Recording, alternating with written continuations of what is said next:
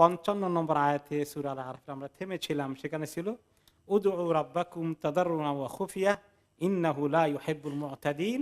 তার অর্থটা আবার শুনে নেই, যে তোমরা আল্লাহর কাছে দোয়া করো খুব কাতর হয়ে, নরম হয়ে, আর যত পারো গোপনে নিজের মনের কথা দোয়া আল্লাহ তাআলার কাছে বলো। আর তিনি যারা দোয়ার ব্যাপারে সীমা লঙ্ঘন করে বা যে কোনো বিষয়ে সীমা লঙ্ঘন করে, আল্লাহ তাআলা তাদেরকে পছন্দ করেন না। আর আমরা সেই উপলক্ষে তাফসীর শুনেছিলাম যে আমাদের লোকদের দোয়া বেশি পছন্দ হয় মানুষের সামনে করলে, আর আল্লাহ তাআলা বলছেন দোয়া আমার কাছে একা একা করো, চুপে চুপে করো, আমার কাছে কানে কানে কথা বলে। এই জন্য মুনাজাত, মুনাজাত শব্দের অর্থ কি জানেন? কানে কানে কথা বলা, কানে কানে কথা বলা। আর সেই মুনাজাত করে আমার মাইকের মধ্যে সুবহানাল্লাহ গলা ফাটে যায়। তো এই যে আমাদের কিছু জিনিসের কনসেপ্ট আছে যেগুলো কোরআন হাদিসের স্পিরিটের সঙ্গে মিলে না, আমরা দেখে আসছি মুরব্বীরা করে আসছেন, ওইটাকে আমরা বেশি গুরুত্ব দেই।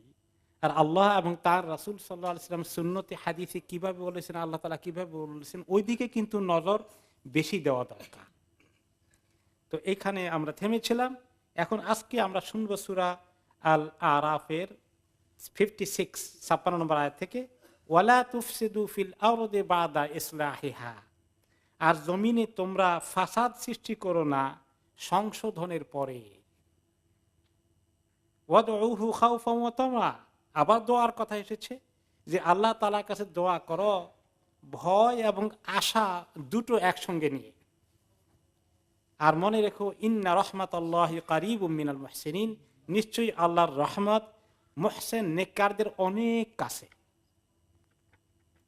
প্রত্যেকটি বাক্যের অর্থ আছে।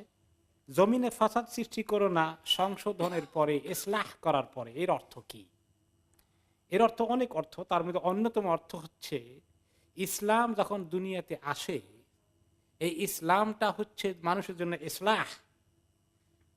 ইসলাম ছাড়া মানুষের ব্যক্তি জীবন, সমাজ জীবন, পারিবারিক জীবনকে ইসলাহ করা, ঠিকঠাক করার আর কোন তরিকা আছে বলেন? তাহলে ইসলাম যখন এই মুমিন সমাজে, মুসলিম সমাজে তারা ইসলাম পায়, ইসলামের সকল কাজকর্মকে তারা সেভাবেই ঘরে বাইরে, পরিবারে, ব্যক্তি জীবনে, ব্যবসা বাণিজ্যে সব জায়গায় এভাবে আমল করা দরকার, যে যাতে করে যখন ইসলাম ছুটে যাবে আমাদের মধ্যে ফাসাদ সৃষ্টি হয়ে যাবে। দাম্পত্য জীবনে স্বামী স্ত্রীর মধ্যে ফাসাদ সৃষ্টি হয়ে যায়। কেন হয়? যখন ইসলামের অনুসরণ থাকে না, আল্লাহর হুকুম মানি না, আল্লাহর ভয় থাকে না, তখন একজন আরেকজনের উপরে জুলুম করি, আর আরেকজনেরও সবর কমে যায়। আল্লাহ তাআলার কাছে সবর করলে যে অনেক পুরস্কার পাওয়া যায়, সেও সেটা মিস করে। উভয়ে তখন সংঘর্ষে লেগে যায়, তর্ক বিতর্ক, বাদানুবাদ, সম্পর্ক কষ্ট হয়, নিজে কষ্ট পাই, আরেকজনকে কষ্ট দেই। কিন্তু যদি আল্লাহ দিনের দিকে আসি, তাহলে উভয়ের জন্যই সান্ত্বনা আছে, উভয়ের জন্যই সুসংবাদ আছে, আমরা এত কষ্ট করার কথা না। তাহলে এই জন্য যার যেখানে আমাদের ফাসাদ আছে, এই ফাসাদ ঠিক করার জন্য কোথায় আসতে হবে? ইসলামের দিকে আসতে হবে, আল্লাহ এবং তার রাসূলের সুন্দর সুন্দর পরামর্শগুলো, নসিহতগুলোর কাছে আসতে হবে। তাহলে ঠিক হয়ে যাবে না? ঠিক হয়ে যাবে। ভাই ভাই সম্পর্ক নষ্ট হয়েছে, এটা ইসলাহ ছিল, এখন ফাসাদ হয়ে গেছে। এইভাবে করে আল্লাহ তাআলা আমাদেরকে ইসলাহের যে সুন্দর দিন দিন ব্যবস্থা দিয়েছেন, এই দিন পাওয়ার পরে আমাদের মধ্যে ফাসাদ কেন হবে? আমরা কেন কোর্ট কাছারিতে যাব একজন আরেকজনের বিরুদ্ধে? আমরা কেন বিভিন্ন রকমের দাম্পত্য জীবনে কলহ, লড়াই, আমাদের চাচা ভাতিজায়, ভাই ভাই, আমাদের সম্পর্কের অবনতি, আত্মীয়তার সম্পর্ক কেটে যাচ্ছে? ইসলাম যদি পেয়ে থাকি তাহলে তো এরকম হওয়ার কথা না। তাহলে আমরা ইসলাম আমাদের খুব দুর্বল, ইমান দুর্বল, আমরা ইসলাম থেকে অনেক দূরে আছি। আমাদের ইসলামটা ঠুনকো ইসলাম, ইসলামের আসল জিনিস আমরা উপলব্ধি করিনি, যার ফলে আমাদের মধ্যে বিভিন্ন ফাসাদ সৃষ্টি হয়ে যাচ্ছে এবং এই সমস্ত কারণে আমরা অশান্তি পেয়ে যাই। আর আল্লাহ তাআলা তো ইসলাম দিয়েছেন আমাদেরকে শান্তি পাওয়ার জন্য। এই আয়াতের পরেই এই ভিতরে শেষ অংশ আবার নিয়ে আসছেন কি করতে? দোয়ার কথা। দোয়ার একটা তরিকা বলেছেন, দোয়া করো কাতর হয়ে, নরম হয়ে আল্লাহ তাআলার কাছে, আর তোমরা মানে চুপে চুপে আল্লাহর কাছে দোয়া করো। আবার এখন আরেকটা পলিসি দিয়েছেন, আল্লাহ তাআলার কাছে যখন দোয়া করবে আল্লাহর রহমতের আশা, মাগফিরাতের আশা, এটা হলো তামা। আর খাউফ হলো আল্লাহ তাআলা যদি আমাকে মাফ না করেন, আমার যে গুণগুলো আছে এই গুনার কারণে আমার যে আযাব হবে, শাস্তি হবে, আমি কিভাবে বরদাস্ত করব সেটা। এই ভয় মনের মধ্যে রাখা, এই দুটো একসঙ্গে থাকা আল্লাহ তাআলা চান যখন দোয়া করব।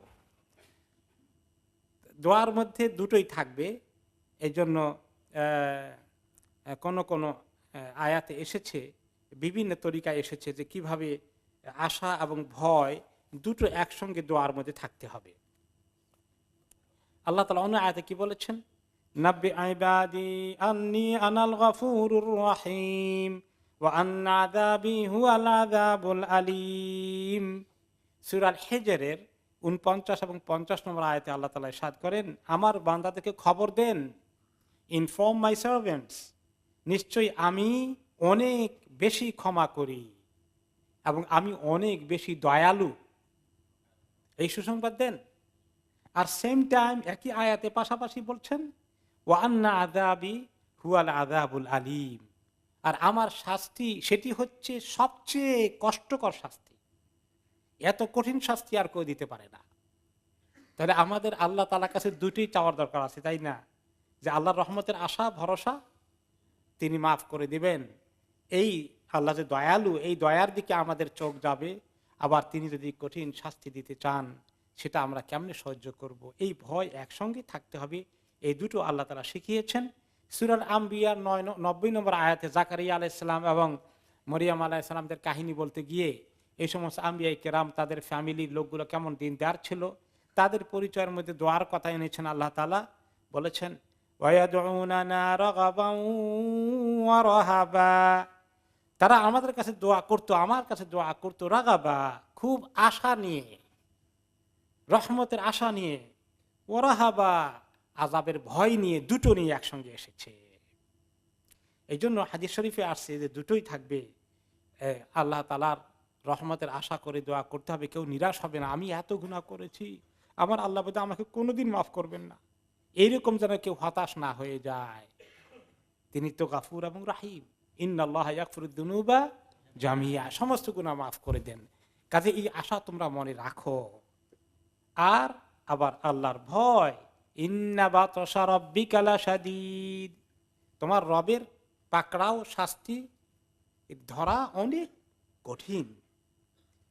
একটি হাদিসে রাসূলুল্লাহ সাল্লাল্লাহু আলাইহি ওয়াসাল্লাম বলেছেন, লা ইয়ামুতুন্না আহাদুকুম ইল্লা ওয়া হুয়া ইহসিনু যান্না বিল্লাহ, যে তোমাদের কেউ যেন মৃত্যুবরণ না করে আল্লাহ তাআলার প্রতি একটা সুধারণা পোষণ না করে। ইমাম আল কোশাইরি রহমতুল্লাহ আলাইহি বলেন, ক্বালা বাদু আহলিল ইলম, অনেক উলামায়ে কেরাম বলেছেন, ইয়ামবাগি আন ইয়াগলিবাল খাউফু বির ওয়ার রাজা তুলাল হায়াত, আমরা দুটো দিয়েই তো দোয়া করব, আশা আর ভয়, আশা আর ভয়। আল ইমানু বাইনার রাজায়ে ওয়াল খাউফে, ইমান আল্লাহর রহমতের আশা আর খাউফ ভয় দুটোর মাঝখানে আছে। বেশি ভয় যদি হয়ে যায়, আশা কম, এটা কি ভালো ইমান? আর একদম বেশি রহমতের আশা কিন্তু ভয় কমে গেছে, এটা কি ভালো ইমান? এটাও ভালো ইমান। ঠিক মাঝখানে থাকতে হবে। তুল আল হায়াত, সারা জীবন এরকমই দোয়া করতে হবে। তবে ফাইদা জা আল মাউতু, যখন মৃত্যুর সময় বান্দা এসে পড়ে, তার সাকারাতের খবর হয়ে যাচ্ছে, তার আশঙ্কা আমার বোধহয় এখন সময় ঘনিয়ে এসেছে, ওই সময় কি করতে হবে? গালাবার রাজা, ফাইদা জা আল মাউতু গালাবার রাজা, মৌত এসে গেলে তখন রহমতের আশা পাল্লা ভারী করে দিতে হবে। কারণ কি? একটি হাদিস আমাদেরকে গাইড করছে। রাসূলুল্লাহ সাল্লাল্লাহু আলাইহি ওয়াসাল্লাম বলেছেন, লা ইয়ামুতুন্না আহাদুকুম ইল্লা ওয়া হুয়া ইহসিনু যান্না বিল্লাহ, তোমাদের কেউ যেন এমন অবস্থায় মৃত্যুবরণ না করে যতক্ষণ না সে মৃত্যুর সময়ে আল্লাহ তাআলার প্রতি অত্যন্ত ভালো আস্থা নিয়ে মৃত্যুবরণ করতে পারে, আমি আশাবাদী যে আমার আল্লাহ আমাকে মাফ করে দিবেন।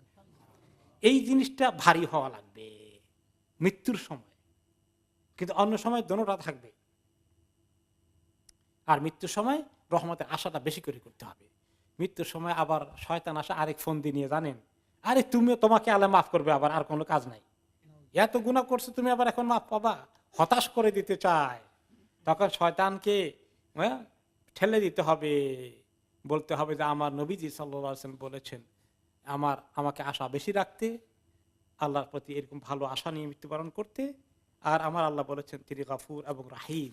এভাবে মনকে চাঙ্গা করতে হবে, আল্লাহর রহমতের আশার দিকে বেশি আসতে হবে। আল্লাহ তাআলা আমাদেরকে বিভিন্ন রকমের কুদরতের কথা বলেছেন, কিভাবে মানুষ আল্লাহর দিনকে ছেড়ে দেয়, আল্লাহর কাছে দোয়া করে না, দোয়া করার কি তরিকা হবে, এগুলো আমরা শুনলাম গত সপ্তাহে বা তার আগের সপ্তাহে। এরপরে আল্লাহ চন্দ্র সূর্য ইত্যাদিগুলো কিভাবে কয়দিনে সৃষ্টি করেছেন বলা হয়েছে, 6 দিনে। তো আল্লাহ তাআলা সেইগুলো বলে 6 দিনে এত মহাশক্তিশালী আল্লাহ সৃষ্টি করেন, সে আল্লাহর কাছে দোয়া করতে আসবা না? দোয়ার কথা মনেও তো থাকে না, বিপদ পড়লে মনে থাকে নাকি? অনেক সময় মনেও থাকে না। দৌড় দিলে ডাক্তারের কথা মনে করবো না, কারে ফোন করবো, কি করবো, অস্থিরতা। কিন্তু সে আল্লাহর এত ক্ষমতা, কুন ফায়াকুন হয়ে যায়, তার কাছে যাই না। এই জন্য আল্লাহ তাআলা তার কুদরতের কথা বলে দিচ্ছেন। এখন আবার বলছেন যে সে আল্লাহর প্রতি তোমাদের মাঝে মধ্যে আস্থা হয় না, যে আল্লাহ কি ভালো করতে পারবেন, আল্লাহ কি উপকার করতে পারবেন, আল্লাহ কি বিপদ থেকে উদ্ধার করতে পারবেন, আল্লাহ কি পরিস্থিতি আসলে পরিবর্তন করতে পারবেন কিনা, অমুকের এত শক্তি, তার মোকাবিলায় আল্লাহ কি আসলে আমাদেরকে কিছু করতে পারবেন। মাঝে মধ্যে আমাদের মনটা দুর্বল হয়ে যায়। আল্লাহ তাআলা আমাদেরকে আবার আল্লাহ তাআলা শক্তির কথা বলে দিচ্ছেন, কত কিছু তিনি আমাদের জন্য করছেন, আমরা খেয়াল করি না। তিনি আরো কিছু করতে পারবেন, কেন আস্থা রাখি না। আল্লাহ তাআলা বলছেন সূরা 57 আল আরাফের 57 নম্বর আয়াতে, ওয়াহুয়াল্লাযী ইউরসিলুর রিয়াহা বুশরান বাইনা ইয়াদাই রাহমাতিহি হাত্তা ইযা আকাল্লাত সাহাবান সিকালান সুকনাহু লিবালাদিন মাইতিন فأنزلنا به الماء فأخرجنا به من كل الثمرات كذلك نخرج الموتى لعلكم تذكرون। তিনি হচ্ছেন সেই সত্তা, সেই জাতে পাক, যিনি ইউরসিলুর রিয়াহ, বাতাসকে পাঠিয়ে দেন, বুশরাম বাইনা ইয়াদাই রাহমাতি, তার রহমত পাঠানোর আগে একটা সুসংবাদ স্বরূপ। কোন সময় এই বৃষ্টি এবং বৃষ্টি নিয়ে আসে যে বাতাসটা, ওই বাতাসটা আমরা টের পাই কিনা মাঝে মধ্যে।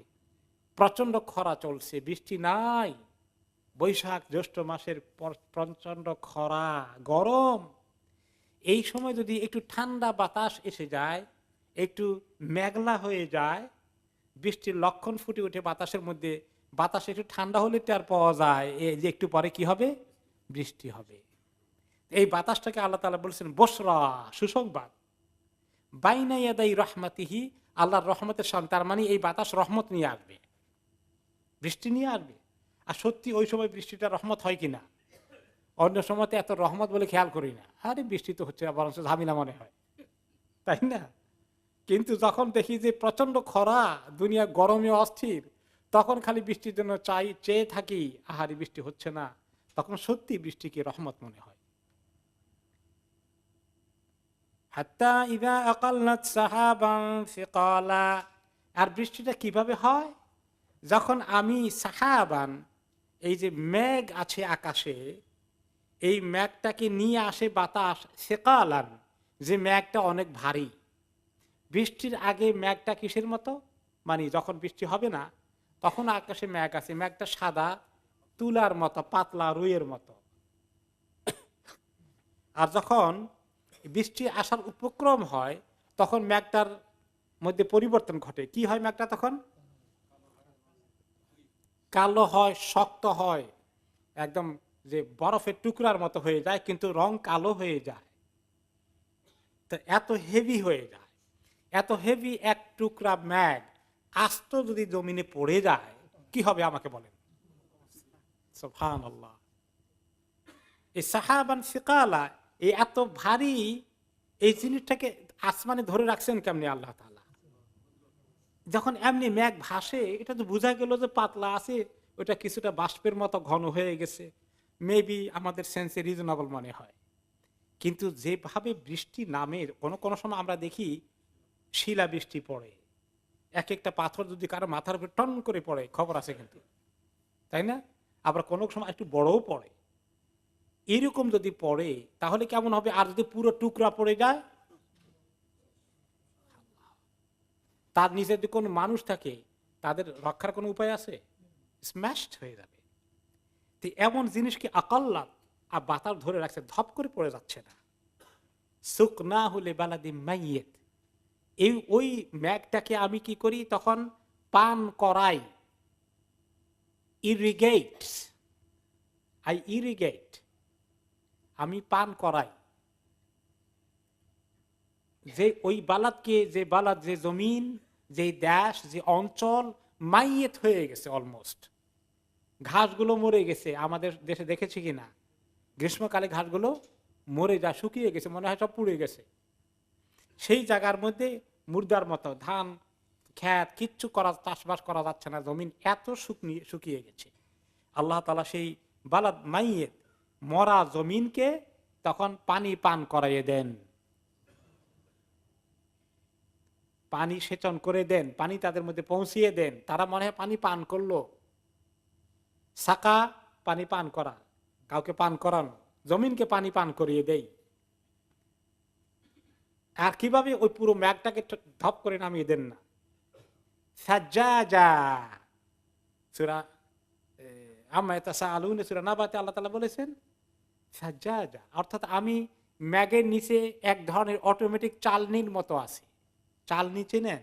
আমাদের দেশে মা বোনেরা চাউলের গুঁড়ি বানানোর জন্য, চাউল দিয়ে গুঁড়া বানায় যে পিঠা বানাতে, চালনি ছিল না? ধান চালকেও চালা হয়, হ্যাঁ, এই চালনি। যে আমি চালনির মতো করে দিয়েছি অটোমেটিক, এইভাবে করে বৃষ্টিগুলো চালনির নিচে দিয়ে যেভাবে পড়ে, এরকম করে মনে হয় যেন পড়ে। চিন্তা করে দেখেন কত সূক্ষ্ম মেকানিজম আল্লাহ তাআলা তৈরি করে রেখেছেন। এত নিয়ামতের ব্যবস্থা করেছি। ফাআনজালনা বিহিল মাআ, এভাবে আমি পানি বর্ষণ করে দিলাম, নাজিল করে দিলাম তাদের কাছে। ফাআখরাজনা বিহি মিন কুল্লিস সামারাত, আর এই পানি পেয়ে জমিন থেকে আমি বের করে আনলাম কি? রকমারি ফল ফসলাদি, যা তাদের দরকার, কত রকমের ফল ফসলাদি, সবজি শাক, যা কিছু লাগবে। কাযালিকা নুখরিজুল মাউতা লাআল্লাকুম তাযাক্কারুন, এভাবে মাউতা, যারা মরে গেছে, তাদেরকে আমি আবার জিন্দা করব। মরা জমিনকে যেভাবে জিন্দা করতে পেরেছি, এরকম মরা মানুষকেও আমি জিন্দা করতে পারবো হাসরের দিন। ওয়াল বালাদুত তাইয়্যিবু ইয়াখরুজু নাবাতুহু বিইذনি রাব্বিহ, আর ভালো মাটি, ভালো দেশ, ভালো অঞ্চল, সেখান থেকে সেটা কি করে? সেখান থেকে সুন্দর সুন্দর ভালো উর্বর জমিন থেকে ভালো ফল ফসলগুলো বেরিয়ে আসে আল্লাহর হুকুমে। জমিন যদি উর্বর থাকে, নরম থাকে, সেই জমিনের ফসলগুলো ভালো হয়, তাই না? পাথুরে জমিন, কঙ্করওয়ালা জমিন, চাটান, এগুলা থেকে কি ভালো ফসল আসে? ওয়াল্লাযী খাবুসা লা ইয়াখরুজু ইল্লা নাকিদা, আর যে জমিন খবিস, খাবুসা খবিস হয়ে যায়, তার মানে যে জমিনটি ভালো না, যে জমিনটির মধ্যে কি আছে? অনুর্বর, শক্ত, পাথুরে জমিন। হ্যাঁ, ওয়াল খাবিসুল্লাযী ফী তুরবাতিহি হিজারাতুন আও শাওকুন, এই খাবুসার তাফসীর এসেছে ওই জমিন, যে জমিনের মধ্যে কি আছে? পাথর অথবা কাঁটাদার জিনিস ছাড়া কোনো ভালো ফসল হওয়ার মতো জায়গা না।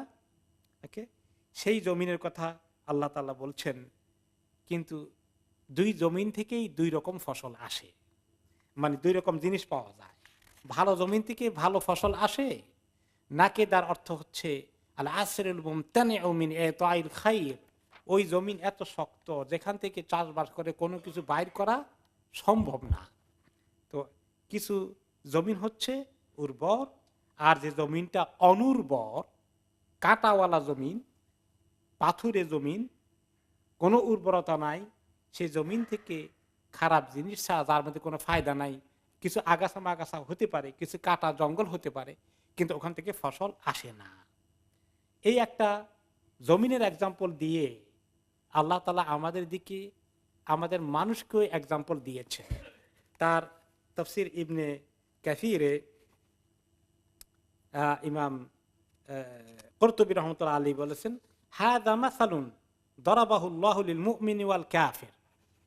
এই জমিনের কথা বলে আল্লাহ তাআলা এই জমিনের মধ্যে এক্সাম্পল দিলেন। দুনিয়ার মধ্যে আল্লাহর দ্বীন নাজিল করেছেন আল্লাহ তাআলা। যেভাবে বৃষ্টি নাজিল করেন, বৃষ্টি পেয়ে ভালো জমিন ফায়দা পায়, আর যে জমিন ভালো না এই জমিনের থেকে কোনো ফায়দা হয় না। ঠিক তেমনি মানুষগুলো এরকম, মানুষগুলোর মধ্যে যারা দ্বীনের খবর শুনলো, এই দ্বীনকে গ্রহণ করে আবু বকর ওমর রাদিয়াল্লাহু আনহু হয়ে গেলেন। কেমন ভালো মানুষ হলেন! সাহাবীদের জীবনে গোটা জামাতকে দেখেন, আর তার মোকাবেলা আবু জাহল আবু লাহাবের কি অবস্থা হয়ে গেল, কত খারাপ এক্সাম্পল। তাহলে তিনি বললেন মুমিন আর কাফিরের এক্সাম্পল এখানে এসেছে। ওকে, এবং হাদা মাসালুন দারাবাহুল্লাহু লিল মুমিনি ওয়াল কাফির, এটা হলো মুমিন এবং কাফিরের এক্সাম্পল আল্লাহ তাআলা দিয়েছেন। ইনফ্যাক্ট এই আরেকটি এক্সাম্পল আরো সুন্দর করে বিস্তারিত হাদিস শরীফে এসেছে। রাসূলুল্লাহ সাল্লাল্লাহু আলাইহি সাল্লাম তার এক্সাম্পল দিলেন, সহিহ বুখারীর হাদিস, মাসালু মা বাআসানি আল্লাহু বিহি মিনাল ইলমি ওয়াল হুদা কামাসালিল গায়সিল কাসীর আসাবা আরদান। আমাকে আল্লাহ তাআলা যে হিদায়াত নিয়ে, ইলম নিয়ে, ওয়াহী দিয়ে, কোরআন হাদিস দিয়ে পাঠিয়েছেন, এইটার এক্সাম্পল হচ্ছে ওই বৃষ্টির মতো। যদি কোনো মুষলধারে বৃষ্টি আসে, ভালো পরিমাণ বৃষ্টি আসে, আসাবা আরদান, কোনো জমিনে বৃষ্টিটি পতিত হয়, কোনো অঞ্চলে, কোনো দেশে, এই জমিনে, এই দেশের মধ্যে জমিনগুলো সব একরকম না। কোনো এলাকার জমিন ফাকানাত মিনহা নাকিয়াতান ফাকাবিলাতিল মাআ ফাআমবাতাতিল কালআ ওয়াল উশবাল কাসীর। যে উর্বর জমিন এই বৃষ্টি পেল, সে উর্বর জমিন কি করলো, অনেক সুন্দর সুন্দর ফসল আদি চাষাবাদ করা যায়, গরু ছাগলের জন্য ভালো ঘাস ইত্যাদি সৃষ্টি হয়ে গেছে। অনেক বড় নিয়ামত বৃষ্টির কারণে ভালো জমিন থেকে পাওয়া গিয়েছে। ওয়াকানাত মিনহা আজাদিব আমসাকাতিল মাআ। আবার কিছু জমিন আছে যে ওখানে চাষবাস হয় না, পাথুরে জমিন, কিছু নিচু আছে, নিচু হওয়ার কারণে একটু বিলের মতো, গর্তের মতো, লেকের মতো তারা কিছু পানি ধরে রেখেছে, তাই না? এরকম বিল আছে না, বিল, হাওর, তারা পানি ধরে রেখেছে এরকম। এখন এই যে পানি ধরে রেখেছে, পানি ধরে রাখাটাও কি কাজে লাগলো না বেকার গিয়েছে? এটাও কাজে লেগেছে। ফানাফা আল্লাহু বিহান নাসা ফাশারিবু ওয়া সাকাউ ওয়া যারাউ। যে জমিন ফসল দেয় না কিন্তু পানি ধরে রেখেছে, ওই জমিনও কাজে লাগলো। এই বৃষ্টির পানিটা জমিনে আটকা থেকে সেখান থেকে মানুষ খায়, গোসল করে, পাকশাক করে, এখান থেকে তারা গরু ছাগল উট মহিষ এগুলাকে খাওয়ায়, পশু পাখি এখান থেকে পানি খেতে পাচ্ছে। আর অনেক সময় ইরিগেশন করে, সেচ প্রকল্প বানায়, এখান থেকে পানি উঠিয়ে নিয়ে চাষবাসের কাজে লাগায়, ইরি খেতে পানি দেয় বেশি করে। মাছ চাষও আবার হয় সেখানে, আবার দেখা যায় সেখানে মৎস্য সম্পদ, আরেক রিজিক আল্লাহ সুন্দর করে রেখেছেন। তাহলে পানি ধরে রেখেছে, ফসল দেয়নি, ওটাও কিন্তু বড় কাজের আছে। দুই রকম জমিন গেল।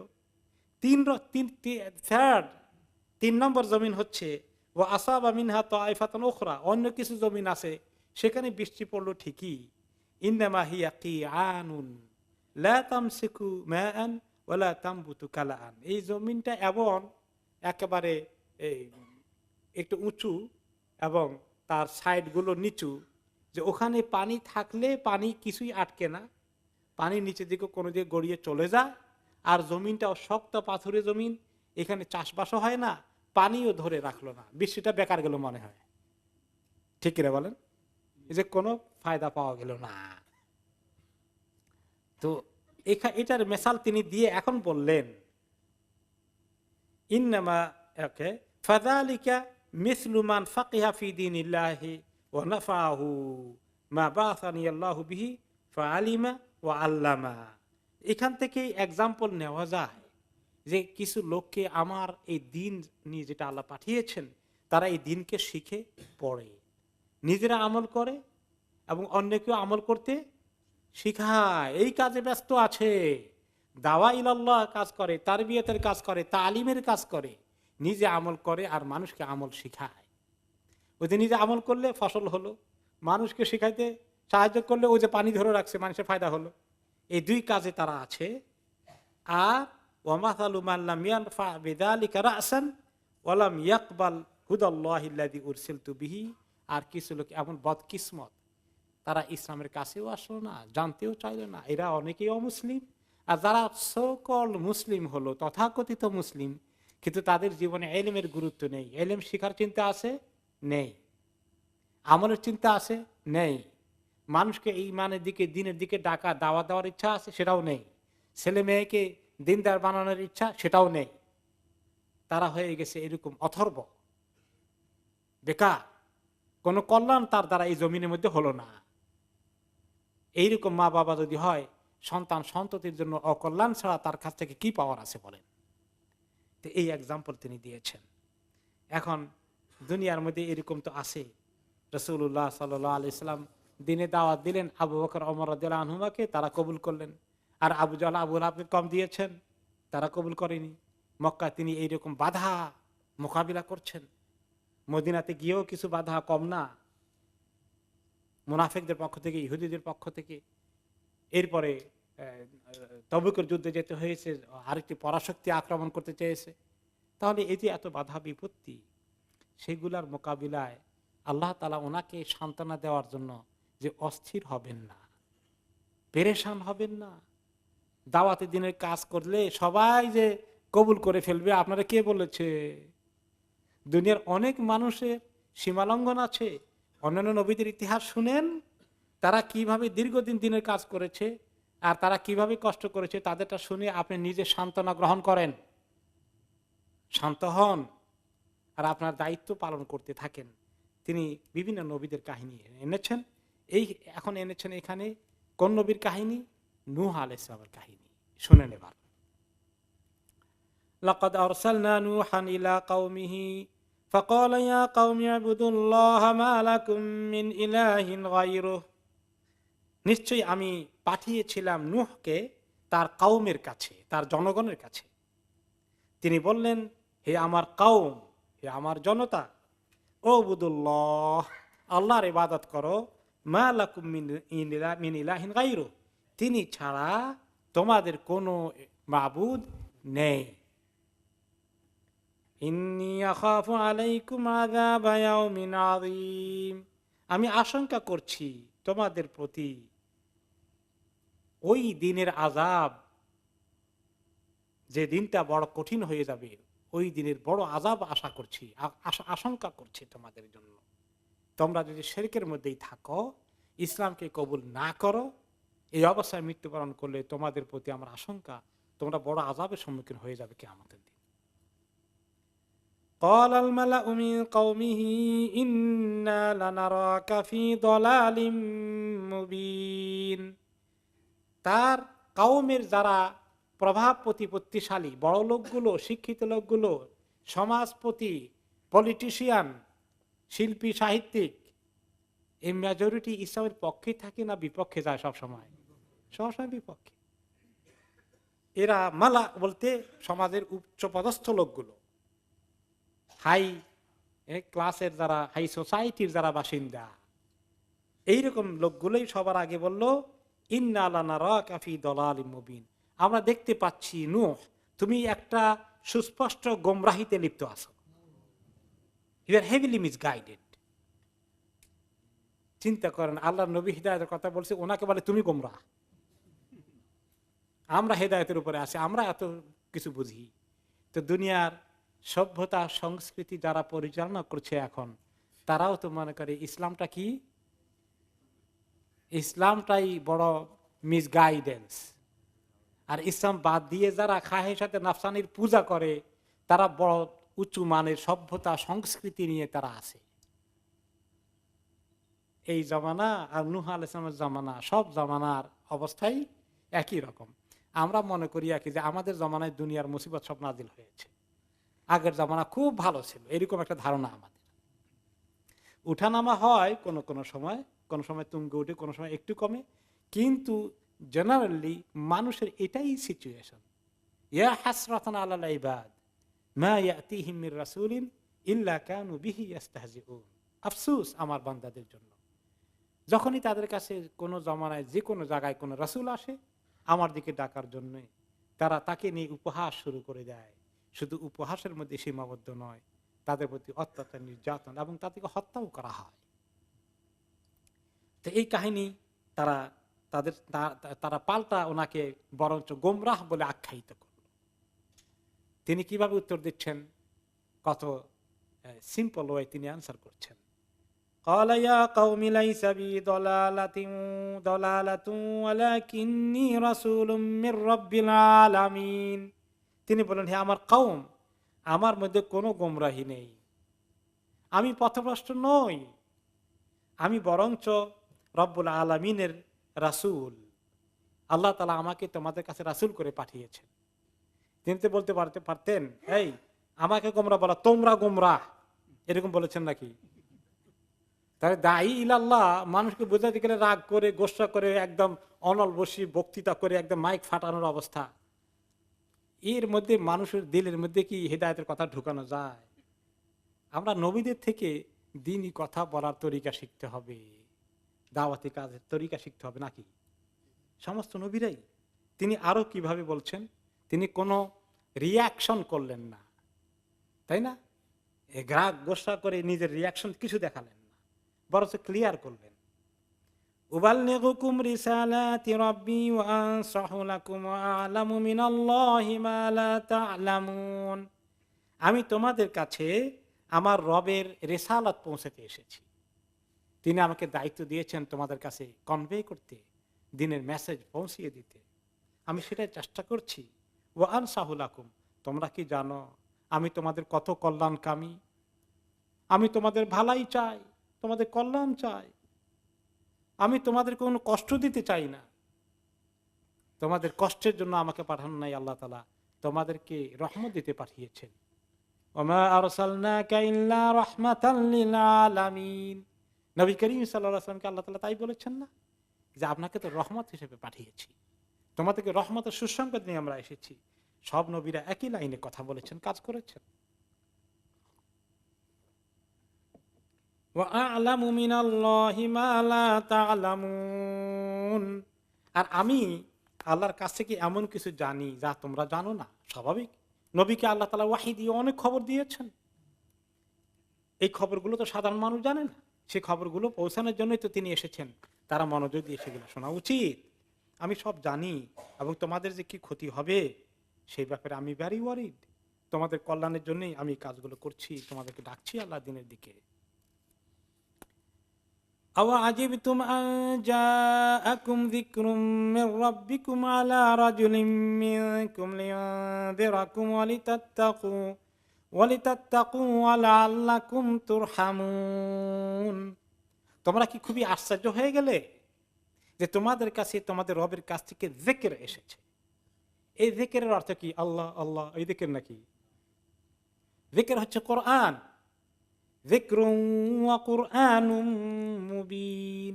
যিকিরের অনেক অর্থ আছে। সালাত যিকির, কোরআন যিকির, ইলম ও যিকির। তোমাদের কাছে তোমাদের রবের কাছ থেকে ওয়াহী এসেছে, কোরআন এসেছে, ইলম এসেছে।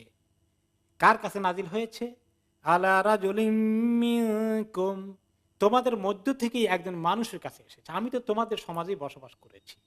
আল্লাহ তাআলা নবীদেরকে নিজের ওই জাতি থেকেই পাঠান, সমাজ থেকেই পাঠান, বাইরের কোনো জায়গা থেকে নিয়ে আসেন না। তাহলে তো লোকেরা মোটেই শুনবে না। এই লোককে চেনা আছে শুরু থেকে, এবং সমস্ত নবীদেরকে লোকেরা চেনে ছোট কাল থেকে, এই জন্য যে তাদের ক্যারেক্টার, আখলাক, আদাব, সততা লোকদের কাছে নবুয়তের আগেই প্রতিষ্ঠিত হয়ে গেছে। ঠিক কিনা বলেন? নবী মুহাম্মদ সাল্লাল্লাহু আলাইহি ওয়াসাল্লামকে কি টাইটেল দিয়েছে? আল আমিন। কেন? সবচেয়ে বড় আমানতদার, সৎ, বিশ্বস্ত। এরকম আরেকটি লোক কি আরবের জমিনে ছিল? না। ঠিক তেমনি সব নবীদেরই এই কোয়ালিটি। নূহ আলাইহিস সালাম সমাজের বেস্ট লোকটাকে আল্লাহ নবী হিসাবে চুজ করে। তো আমি তোমাদের সমাজ থেকে এসে, তোমরা আমাকে চিনেছো আগে থেকে, এতদিন তো আমার সঙ্গে তোমাদের কোনো দুশ্মনী ছিল না। আমি তোমাদেরই একজন মানুষ ছিলাম, সবাই আমাকে স্বাভাবিকভাবে ওনাকে রেসপেক্ট করেছে। এখন হক কথা বলার কারণে, আল্লাহর দিকে ডাকার কারণে রেসপেক্ট শেষ, বলে তুমি গোমরাহ। আমাকে আল্লাহ কেন পাঠিয়েছেন? তোমাদের প্রতি দয়া করতে করেছেন আল্লাহ। লিউনজিরাকুম, আল্লাহ তাআলা তোমাদেরকে সতর্ক করতে চান যে মৃত্যুর আগে যেন আল্লাহকে চিনে, তার ইবাদত করে যাও, শিরক থেকে সরে আসো। ওয়ালিতাত্তাকু ওয়া লাআল্লাকুম তুরহামুন, তোমরা যেন আল্লাহকে ভয় করো এবং আশা করা যায় এই রাস্তায় আসলে আল্লাহ তাআলা তোমাদেরকে রহমত দিয়ে ভরপুর করে দেবেন। فكذبوه فأنجيناه والذين معه في الفلك وأغرقنا الذين كذبوا بآياتنا إنهم كانوا قوما عمين। তারা ওনাকে অবিশ্বাস করলো, মিথ্যাবাদী বলে আখ্যায়িত করলো। অতঃপর আমি তাদের ষড়যন্ত্রের মোকাবিলায় তাকে নাজাত দিলাম, আর তার সঙ্গে যারা ছিলেন, কিস্তির মধ্যে উঠেছেন, মুমিন হয়েছেন, তাদেরকে আমি নাজাত দিয়েছি ফিল ফুলকে, কিস্তির মধ্যে, নৌকার মধ্যে উঠিয়ে। ওয়া আগরাকনাল্লাযীনা কাযযাবু বিআয়াতিনা, আর যারা আমার আয়াতকে অবিশ্বাস করেছে তাদেরকে আমি ডুবিয়ে মেরেছি। ইন্নাহুম কানু কওমান আমিন, তারা ছিল এক ধরনের অন্ধ লোক। মনে হয় তাদের মানে চোখ ছিল না, তারা এত অন্ধ হয়ে গেল, কুফরির গুমরাহির মধ্যে তারা থাকা শুরু করে দিল। নূহ আলাইহিস সালাম সম্পর্কে আমরা কিছু শুনবো, সূরা নূহের একটু ওখান থেকে কিছু আমরা নিয়ে আসব। তিনি হচ্ছেন, আল্লাহ তাআলা ওনাকে পাঠিয়েছেন আদম আলাইহিস সালামের পরে তিনি বড় নবী হিসাবে এসেছেন।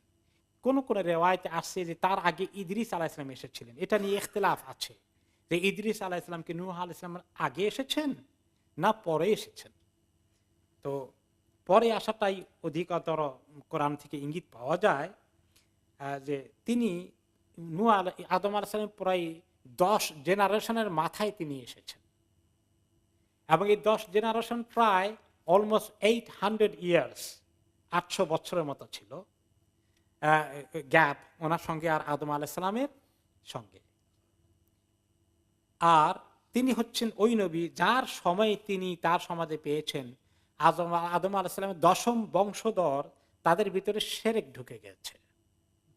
মাত্র 10 বংশ আগে আদম আলাইহিস সালাম গেলেন, এরপরে মানুষ শিরক আবিষ্কার করে ফেললো।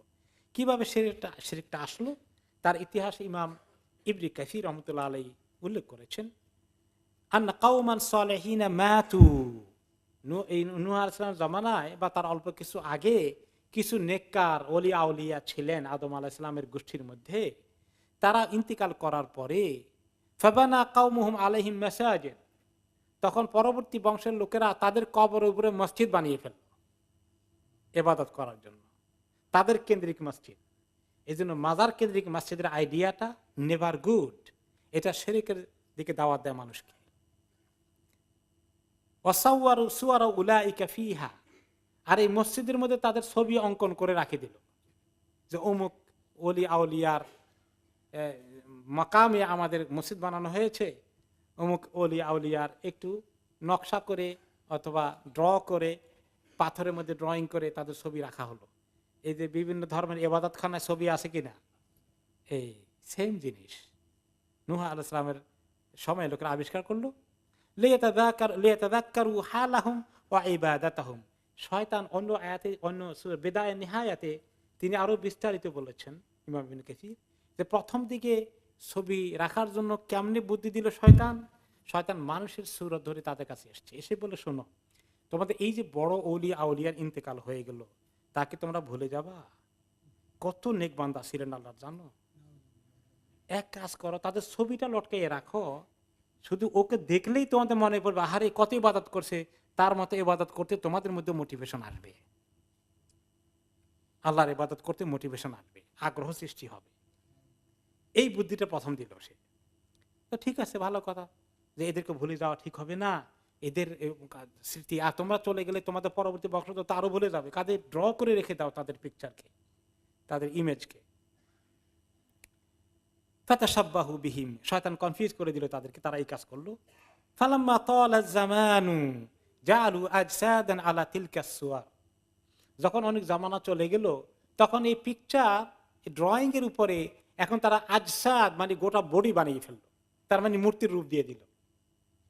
ওকে, বললো যে এটা যেভাবে ড্রয়িং করা হয়েছে তোমরা দেখছিলা চিনছিলা, তোমাদের মনে আছে, ভেরি ক্লিয়ার পিকচার আসে নাই, বরং একজন ফুল হিউম্যান বিং এর মতো তাদের যেভাবে কি বানায় এগুলা তারা, এটা কি জানি বলে,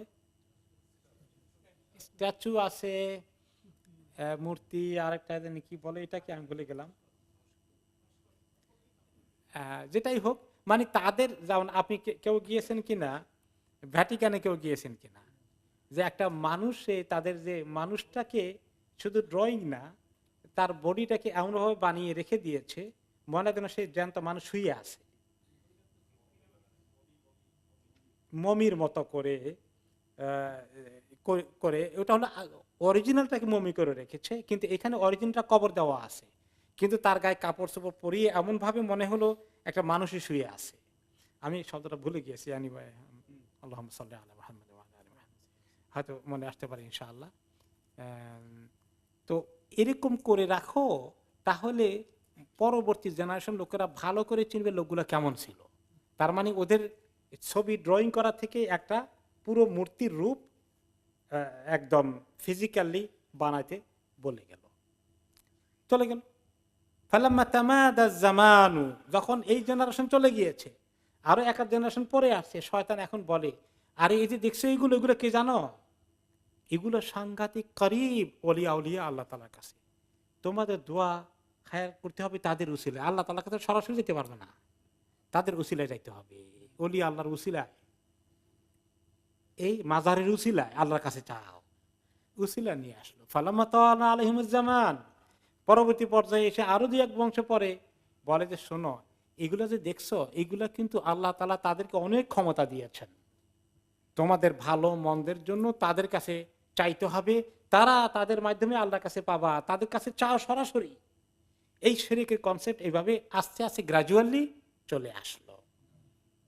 এবং তাদের কি কি নাম ছিল, তাদের নামগুলো সূরা নূহতে আসে, ওয়াদ্দান ওয়া সুওয়াআন ওয়া ইয়াগুস ওয়া ইয়াউক ওয়া নাসরা, এগুলো হয়তো তাদের অরিজিনাল নাম ছিল, অথবা তারা পরে প্রতিমার নাম দিয়েছে, মূর্তির নাম দিয়েছে, তাদের নাম এরকম ছিল না, দুটোই সম্ভাবনা রয়েছে। এই নামগুলো হিসেবে তারা পরিচয় পেয়ে গেল। এই খবর সূরা নূহতে আল্লাহ তাআলা মুখতাসার ভাবে আমরা শুনবো। সূরা নূহের তাফসীর আসতে আসতে তো দেরি আছে বহুত, 29 পারা। তা আমরা এই উপলক্ষে সূরা নূহ থেকে শুনে নেই যে এক্স্যাক্টলি তিনি কিভাবে দাওয়াত দিলেন, তাদের কি অ্যাকশন হলো, পরিণতি কি হলো। বিসমিল্লাহির রহমানির রহিম। ইন্না আরসালনা নূহান ইলা কওমিহি, আমি পাঠালাম নূহকে তার কওমের কাছে।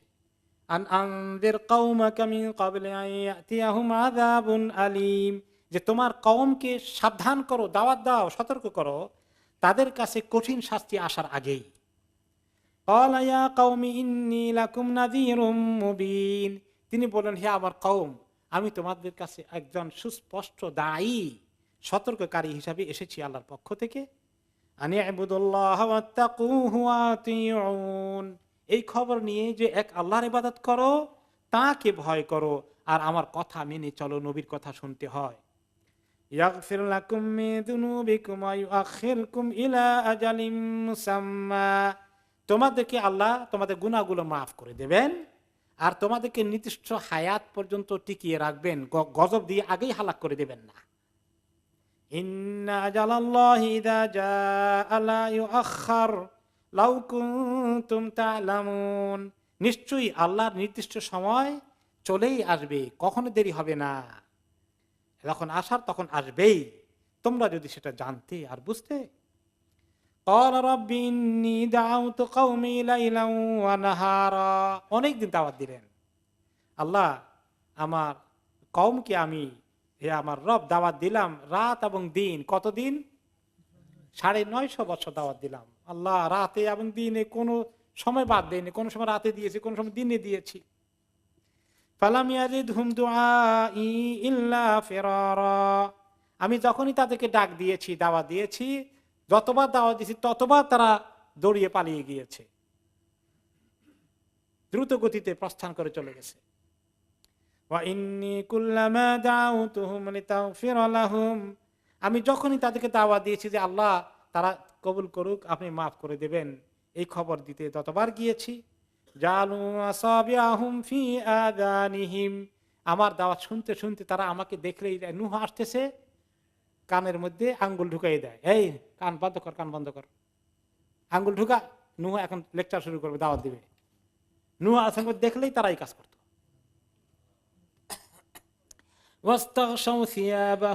চেহারা ঢাকি বলতে তাদের স্কার্ফ দিয়ে, যেন কোন লোক আসছে চিনতেও না পারে, চেহারাকে ঢেকে ফেলতো।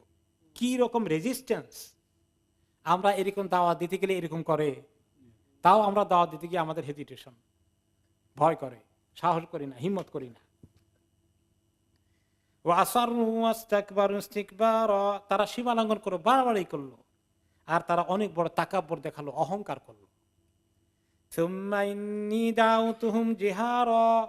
আমি তাদেরকে আল্লাহ অ্যানাউন্স করে পাবলিকলি, বড় আওয়াজে, দিনে দুপুরে ওপেন দাওয়াতও দিয়েছি পাবলিকলি।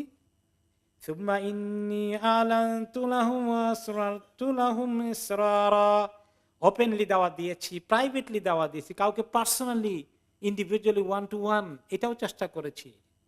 ব্যক্তিগতভাবে কানে কানে গোপনে গোপনে দাওয়াত দিতে, বোঝানোর চেষ্টা করতে।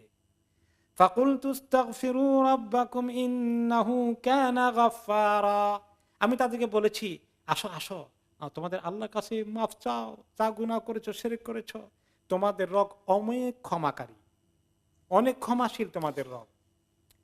যদি এই কথা শুনো তাহলে কি পাবে জানো?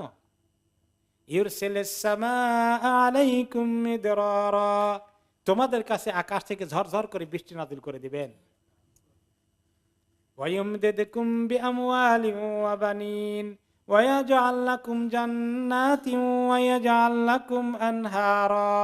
তোমাদের সম্পদ এবং সন্তান সন্ততি বাড়িয়ে দেবেন, বরকত দিয়ে দিবেন। তোমাদের জন্য ফল ফসলের ক্ষেতগুলো সুফলা সুজলা করে দিয়ে বাগান বাড়ি বানিয়ে দিবেন। ওয়াজআল্লাকুম আনহারা, তোমাদের জন্য নহর, নদী, নালা সমূহ সুন্দর করে পানিতে ভরপুর করে দিবেন, প্রবাহিত হতে থাকবে। মালাকুম লা তারজুনা লিল্লাহি ওয়াকারা, কি হয়েছে তোমরা আল্লাহকে মোটেই ভয় করতে চাও না, আল্লাহকে সম্মান করতে চাও না। এই যে এখানে তিনটি আয়াতে তিনি বলেছেন যে তুমি এই তিনটি আয়াতের বিনিময়ে থেকে ইমাম হাসানুল বসরি রহমতুল্লাহ আলাইহির কাছে কেউ যদি আসতো কোনো দোয়ার জন্য, যে শেখ আমার এতদিন থেকে সন্তান সন্ততি হচ্ছে না, আল্লাহর কাছে একটু আমার জন্য দোয়া করেন না, তিনি বলছেন ইস্তেগফার করো, বেশি করে ইস্তেগফার পড়ো, আল্লাহর কাছে গুনাহ মাফ চাও বেশি করে। ইস্তেগফার অর্থ কি? গুনাহ মাফ চাও আল্লাহ তাআলার কাছে। কেউ বলতে আমার ফসল হয় না, আমাকে একটু দোয়া করে দেন, কি করব আমি, বেশি করে ইস্তেগফার করো। কে বলতে আমার চাকরি বাকরি নাই, বেশি করে ইস্তেগফার করো, যেই যেটা আছে খালি ইস্তেগফার করো। তো হাসান বসরি রহমতুল্লাহ আলাইহির ছাত্ররা একদম বললেন যে শেখ খালি ইস্তেগফারের কথাই বলেন, সবাইকে একই প্রেসক্রিপশন দিচ্ছেন, আল্লাহ তাআলা কত দোয়া রাখছেন না। কারে শোনা, আমি তো সূরা নূহ থেকে নিচ্ছি। সূরা নূহের মধ্যে আল্লাহ তাআলা বলছেন যে আল্লাহ তোমার রবের ইস্তেগফার করো, তিনি গুনাহ মাফ করে দিবেন। তাহলে কি করবেন? আকাশ থেকে বৃষ্টি বর্ষণ করবেন, তোমাদের জমিনে সন্তান সন্ততি, খেতে, ফসলে, রুজি রোজগারে সবকিছু বরকত করে দিবেন। সব তো আল্লাহ বলে দিয়েছেন, আমি ওখান থেকে তো নিচ্ছি বেটা। রিজনেবল না? সুন্দর সাজেশন। এই জন্য যারা বিপদগ্রস্ত আছি বিভিন্ন দোয়া করব, কোনো দোয়া যে করবো না তা না, কিন্তু ইস্তেগফারটার গুরুত্ব বেশি দিতে হবে। গুনাহ মাফ চাওয়ার, তওবা ইস্তেগফারের বিপদের মধ্যে বেশি পড়লে আল্লাহ সাহায্য বেশি করে আসে। তা আমরা তো তওবা ইস্তেগফার বেশি করবো, আমাদের খালি যে জিনিসটা চাই ওটা দরকার, আল্লাহ ওইটা দেন তা থাকে। এই জন্য ইউনূস আলাইহিস সালাম কি করলেন? মাছের পেটে গিয়ে কি বললেন? যা আল্লাহ আমার উদ্ধার করেন, এটা বলছেন। লা ইলাহা ইল্লা আনতা সুবহানাক ইন্নী কুনতু মিনাজ জালিমিন। মেক সেন্স করে যে আল্লাহ আপনি ছাড়া মাবুদ নাই, আমি অনেক জালিম, আমি জুলুম করেছি, আপনার কথা রাখিনি, আপনার কথা শুনিনি, আমি গুনাহ করেছি। তাহলে এই জিনিসটাই হলো বিপদে আপদের সবচেয়ে বড় দোয়া। আর সেই ইউনূস আলাইহিস সালামের দোয়া নিয়ে আল্লাহ নবী করিম সাল্লাল্লাহু আলাইহি ওয়াসাল্লাম কি বলেছেন? যে কোন মানুষ বিপদগ্রস্ত হয়ে যায়, ইউনূস আলাইহিস সালামের দোয়া জিন্নুন বলে আল্লাহর কাছে দোয়া করে, ইস্তিগফার করে, তওবা করে, আল্লাহ তাআলা তাকে অবশ্যই বিপদ থেকে উদ্ধার করবেন।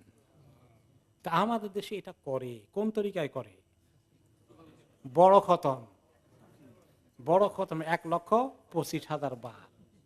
আর যিনি, আমি তো প্রায় বলেছি আবারও বলি, যিনি বিপদে পড়ছেন তিনি বসে বসে করবেন না, কি করবেন? 10-20 জন আলেমকে ডাকবেন, খাসি দাওয়া করে তাদেরকে খাওয়াবেন, কিছু পয়সা করে দিবেন। এরকম এক ঘটনা আমি নিজে গিয়েছি, আমার ওস্তাদ নিয়ে গেছে। তো ওখানে গিয়ে দেখি যে আমরা তো সমানে পড়ছি লা ইলাহা ইল্লা আনতা সুবহানাকা ইন্নী কুনতু মিনাজ জালিমিন, আমরা তওবা করতেছি, হ্যাঁ গণছি, আর উনি পান খান, বিড়ি খান, তারপরে খোঁজ খবর নেন ঠিক মতো হলো কিনা, সবকিছু খাওয়া দাওয়া ঠিক মতো হচ্ছে কিনা, উনি ব্যস্ত আছে, ওনার তওবা করার দরকার নেই। এই হলো আমাদের বড় খতমের দুরবস্থা। মা লাকুম লা তারজুনা লিল্লাহি ওয়াকারা, হে আমার জাতি, কি হলো তোমরা আল্লাহকে সম্মানটা করো না, আল্লাহর এই হুকুমটা পালন করো না, আল্লাহর কথা মানো না। ওয়াকাদ খালাকাকুম আতওয়ারা, তিনি তোমাদেরকে স্তরে স্তরে সৃষ্টি করেছেন। মায়ের পেটে হঠাৎ করে বাচ্চা বড় হয়ে গেছে নাকি? গ্রাজুয়ালি এসে, তারপর যখন মায়ের পেট থেকে আসছি তখনও তো সব ঠিকঠাক হয়ে গেছে, দাঁত টাত সবগুলা, দাড়ি চুল সব ঠিক হয়ে গেছে। হ্যাঁ, আস্তে আস্তে খাওয়া দাওয়া শুরু করছি কবে? 1-2 বছর পরে, তাই না? এভাবে স্তরে স্তরে তোমাদেরকে, এই নরম বাচ্চাটাকে আমি কিভাবে মানুষ করেছি জানো? পেটের ভিতরে কিভাবে তোমাকে আমি সৃষ্টি করেছি কিচ্ছু চিন্তা করো না হে মানুষ। তুমি এখন জওয়ান হয়েছ, শক্তিশালী হয়েছে, তুমি লিডার হয়েছ, দেশের ক্ষমতা তোমার হাতে আছে, যা খুশি তা করতে পারবা। তোমার আল্লাহ কিভাবে তোমাকে সৃষ্টি করেছেন, তার কুদরত, তার ক্ষমতা, তুমি কিচ্ছু স্বীকার করতে চাও না? আলাম তারাউ কাইফা খালাকাল্লাহু সাবআ সামাওয়াতিন তিবাকা, তোমরা কি দেখো না কিভাবে আল্লাহ তাআলা এই 7টি আকাশকে সৃষ্টি করেছেন একটার পর একটা, স্তরে স্তরে। ওয়াজআলাল কমারা ফীহিন্না নূরান ওয়াজআলাশ শামসা সিরাজা, কিভাবে সেখানে তিনি চন্দ্রকে বানিয়েছেন রাতের বেলায় ডিম লাইট আলো, একটু উজ্জ্বল আলো হিসাবে। ওয়াজআলাশ শামসা সিরাজা, আর সূর্যকে করেছেন একটি প্রখর আলো সম্পন্ন বিরাট একটা বাতির মতো। আল্লাহু আনবাতাকুম মিনাল আরদি নাবাতা, আল্লাহ তাআলা জমিন থেকে তোমাদেরকে অরিজিনালি সৃষ্টি করেছেন, সেই মাটি থেকেই তোমাদের অরিজিন। মিনহা খালাকনাকুম ওয়া ফিহা নুঈদুকুম ওয়া মিনহা নুখরিজুকুম তারাতান উখরা, এই জমিন থেকে আমাদের সৃষ্টি করা হয়েছে। সুম্মা নুঈদুকুম ফিহা ওয়া নুখরিজুকুম ইখরাজা, ওই আয়াতের খবর এখানে চলে আসছে। এই জমিনে আবার ফেরত নেব, মৃত্যুর পরে কোথায় যাবে? জমিনে যাবে। তো কেউ কেউ বলবে যে এখন তো কিছু লোক আছে মৃত্যুর পরে জমিনে যায় না, তাদেরকে ক্রিমিয়েট করে শেষ করে দেয়, আগুন দিয়ে জ্বালাই শেষ। আগুন দিয়ে জ্বালাইলে শেষ করলেও ছাইটাই কিছু থাকে, তো এরা সেটা কোথায় যাবে? জমিনেই যাবে। ওকে, অথবা এখান থেকেই আল্লাহ তাআলা উঠাবেন আবার, অনুখরিজুকুম আয়ুখরিজুকুম ইখরাজা, এখান থেকে বের করে নিয়ে আসবো।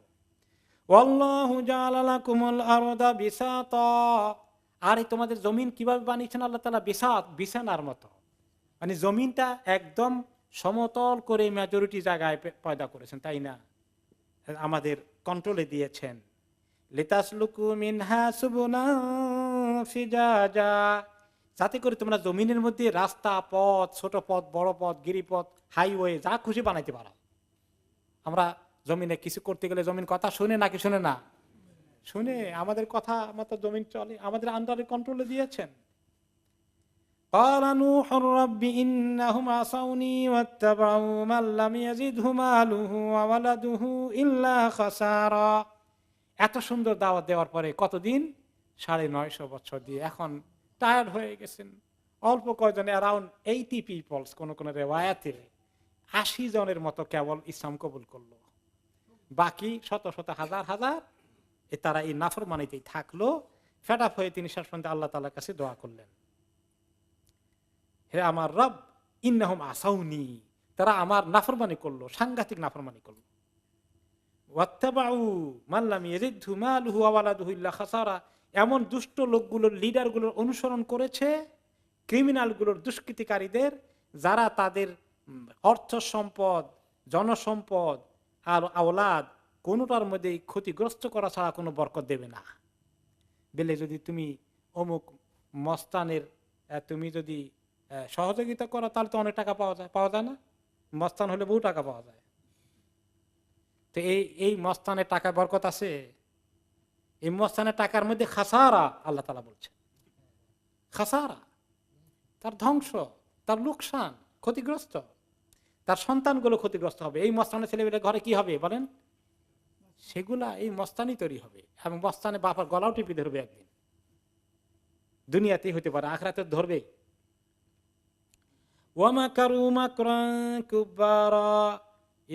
ও আল্লাহ, তারা বড় ষড়যন্ত্র করে ফেললো। দুনিয়ার মধ্যে মানুষ এখন ষড়যন্ত্র কি বড় করে না ছোট করে, কি মনে হয় মাঝে মধ্যে? মারাত্মক ষড়যন্ত্র করছে। এত ষড়যন্ত্র আপনি চিন্তাও করতে পারবেন না। যখন ক্রিমিনাল গুলোর হাতে ক্ষমতা থাকে, এরকম ষড়যন্ত্রই তারা করে।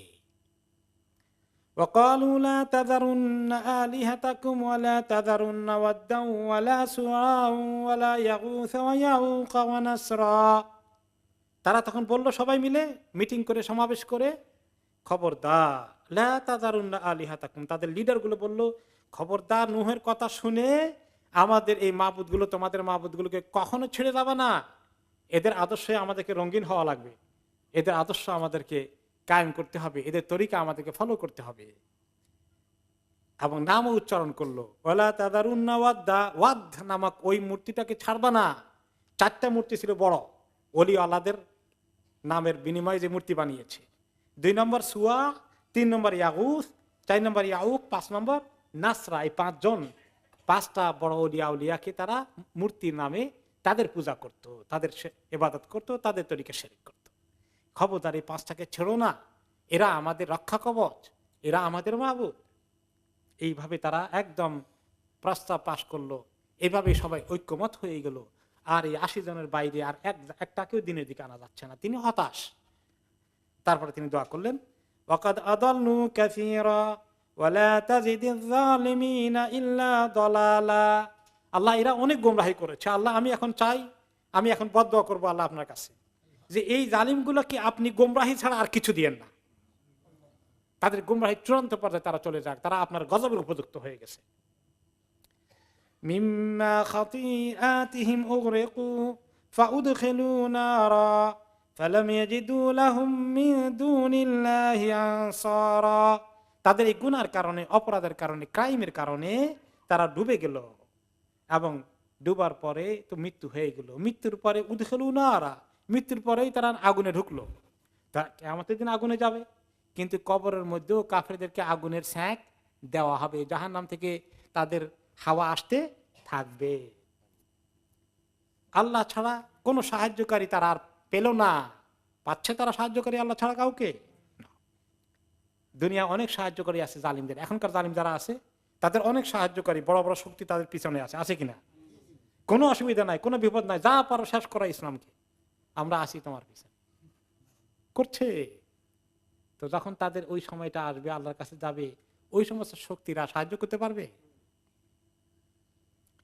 وقال نوح رب لا تذر على الأرض من الكافرين ديارا। আল্লাহ, নূহ আলাইহিস বলেন, হে আল্লাহ, জমিনের মধ্যে কোনো কাফেরকে আপনি রাখবেন না।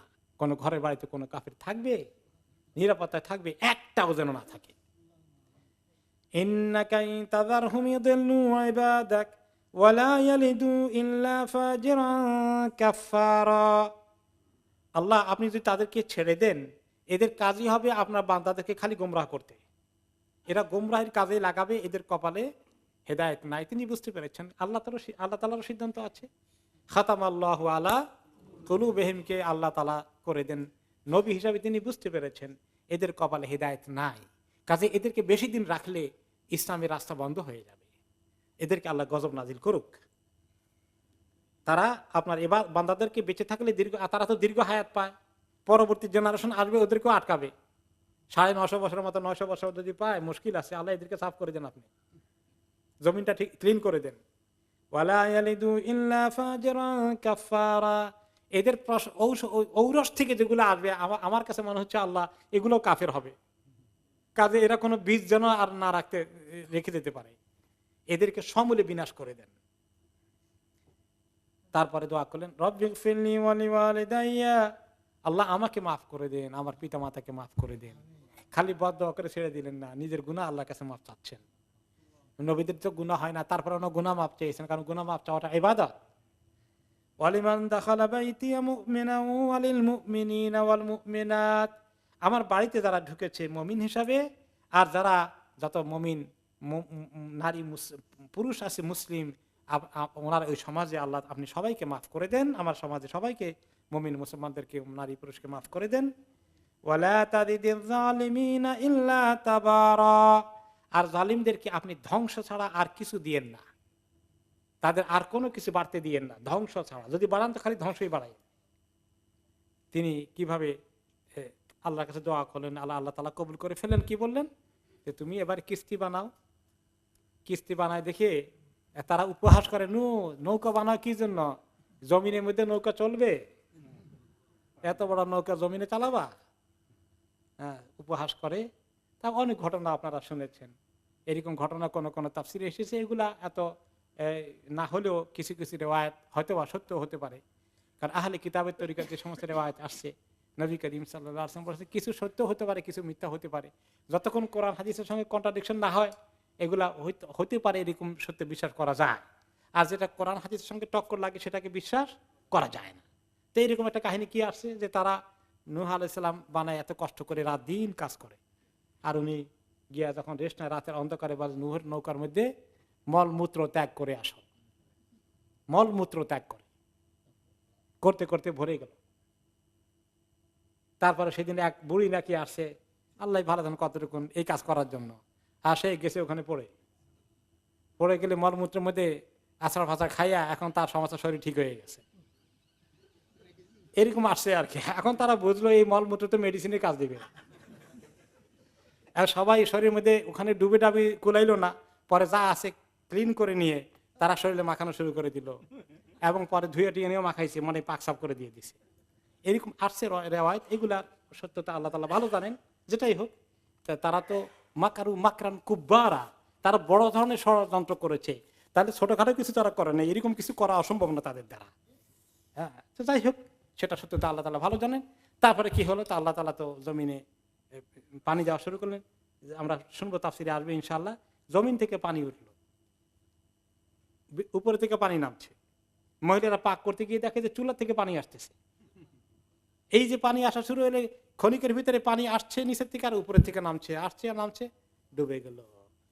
মানুষ ছাদের উপরে উঠেছে, ডুবে গেল। পাহাড়ের দিকে উঠলো, ডুবে গেল। আরো উঁচু পাহাড়ে দৌড় দিল, সেটাও ডুবে গেল। সব ডুবে শেষ। শুধু নূহ আলাইহিস সালামের কিস্তিতে যে 80 জনকে তিনি নিয়ে গিয়েছিলেন তারাই টিকলো। আর আল্লাহ তাআলা বলে দিয়েছেন, তাফসিরে আসবে সামনের দিকে অন্য সূরায় যে ইনশাআল্লাহ আমরা এখন সুযোগ পাবো, যে তুমি প্রত্যেকটি স্পিসিস, প্রত্যেকটি প্রাণী পশু পাখি এক জোড়া করে উঠাও, এমনকি সমস্ত পশু পাখিও এই বন্যায় হালাক হয়ে গেল। আল্লাহ তাআলা দুনিয়াকে ফ্রেশ করে দিলেন। নূহ আলাইহিস সালাম এমন এক নবী যার দোয়া আল্লাহ তাআলা কবুল করে 950 বছর কাজ করে তারপরে বদদোয়া করেছেন। এখন আমরা যে 9.5 দিন কাজ না করি বদদোয়া করতে শুরু করে দিই, আর মনে করি এই জালিমকে আল্লাহ তাআলা কেন হালাক করেন, এখন কেন রাখছেন আল্লাহ তাআলা। তাহলে আমরা কতটুকু ধৈর্যের পরীক্ষা টিকলাম, এটা আমাদের প্রশ্ন আছে। আল্লাহ রাব্বুল আলামিন আমাদেরকে নবীদের তরিকায় দিনের উপর টিকে থাকার তৌফিক দান করুন, এবং এই নবীদের যে কাজ তিনি আমাদের আখিরি নবী মুহাম্মদ সাল্লাল্লাহু আলাইহি ওয়াসাল্লাম আমাদের উপর রেখে গিয়েছেন, অন্যদের কাছে এই বাল্লিগু আন্নী ওয়ালাউ আয়া, এই দিনের কাজ দায়িত্ব অন্যদের কাছে পৌঁছে দেওয়ার জন্য আল্লাহ তাআলা আমাদেরকে তৌফিক দান করেন এবং কবুল করেন।